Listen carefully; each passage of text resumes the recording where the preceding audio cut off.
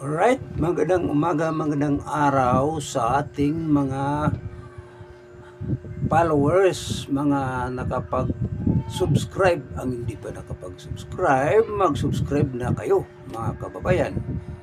Para sa ganoon tayo po ay makatanggap ng notification o updated kayo sa araw-araw nating ina-upload mga kapatid, mga kababayan. Fourth ay shout out pala sa ating mga DDS vloggers. Shout out dyan sa daig nga support kay Roa Rodrigo Duterte, mga kababayan, mga kapatid. Ang di pa nakapag-subscribe dito sa atin, ulitin natin, mag-subscribe na kayo. Ano pa bang inantay? Pinutin yung bell button para sa ating ina-upload makatanggap kayo. Kumusta? Good morning sa ating mga listeners. Good morning sa lahat nating mga support sa ating channel. Alright? Hindi ba? Okay. Proceed na tayo mga kababayan. Ang ating ano bang pinagkaabalahan sa Marcos admin? So, ito ang challenging ni Luis Castro ha. Ang pinagkaabalahan ni Luis Castro ay manatili sila sa posisyon. Kaya todo sila impeach ni Inday Sara o atat sila nga ma-impeach si Inday Sara dahil manatili sila sa posisyon. So mga kababayan, papayag ba kayo nga sila mga kasanib pwersa ni Marcos admin ay manatili dyan sa Malacanang? O sa lahat nating mga nagkapag-subscribe, kayo ang tanungin ko, yung mga followers ko, papayag ba kayo? Ulitin ko, papayag ba kayo nga manatili sila si Luis Castro sa posisyon? Kasi opinion ko mga kababayan, hindi ako papayag nga manatili sila dyan. Bakit?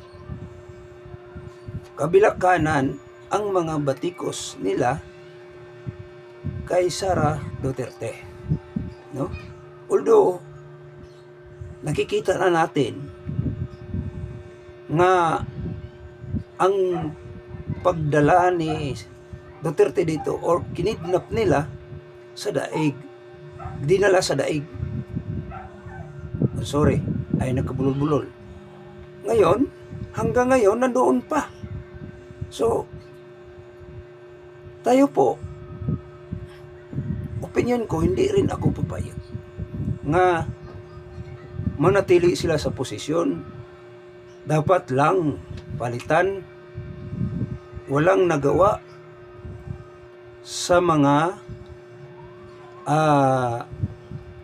diyan sa Senado.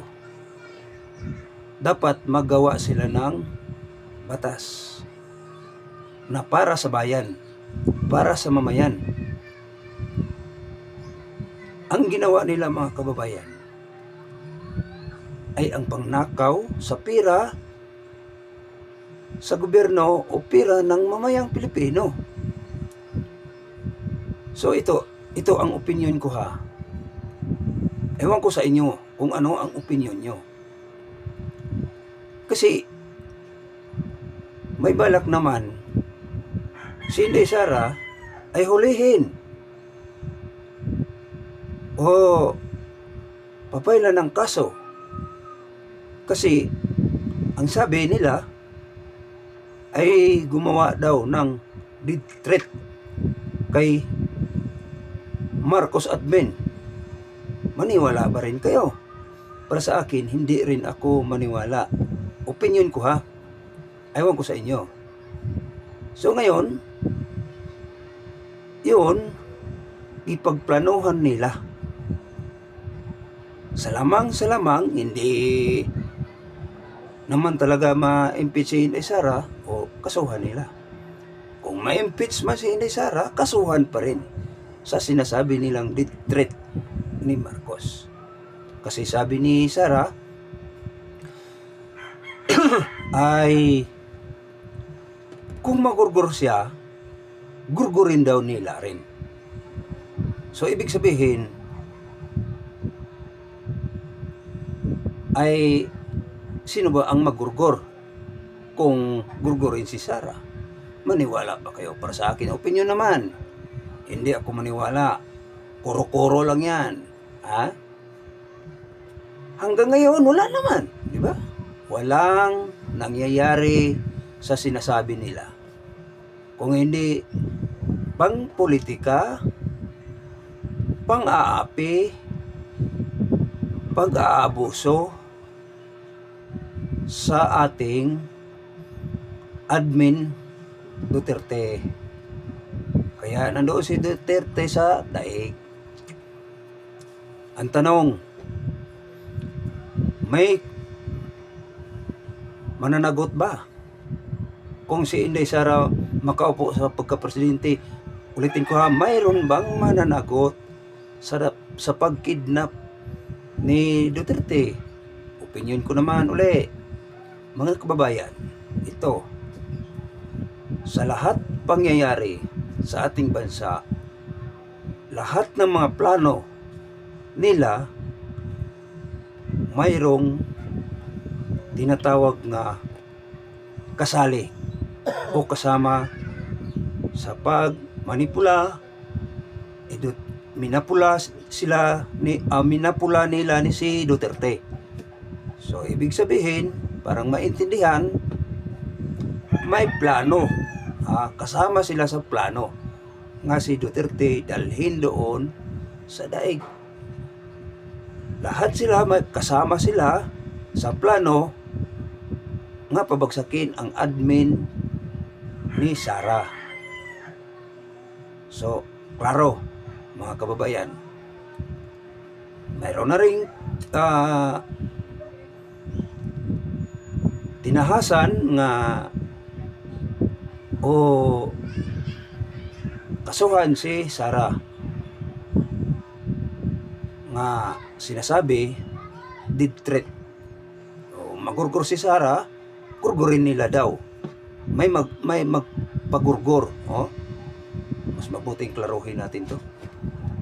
May inuutosan, ibig sabihin, pero maniwala pa rin kayo? Hindi. Para sa aking opinion, hindi ko maniwala, mga kababayan. Ha? Although, sa ating pera, yun ang ginurgur ni Marcos. Yun ang ginurgur. Ninakaw nila, may inuutosan sila, si Saldico ang inuutosan din ang Philippine Marines natin nga ikarga sa helicopter itong malita, ilang malita yan, ang daming malita, no, nga kinarga nila sa helicopter. Ngayon ang tanong, nasaan na ang pera ng mamayang Pilipino? Mayroon ba nananagot? Wala. So dito tayo, ang ating butihing Sara Duterte nga sila mga Marcos ay nagpaplano muli, panibagong plano kung paano pabagsakin. Manahimik na kayo, gagawa kayo ng magandang kabutihan dyan sa Malacanang, gagawa kayo ng batas para pupurihin kayo sa mamayang Pilipino. Huwag yung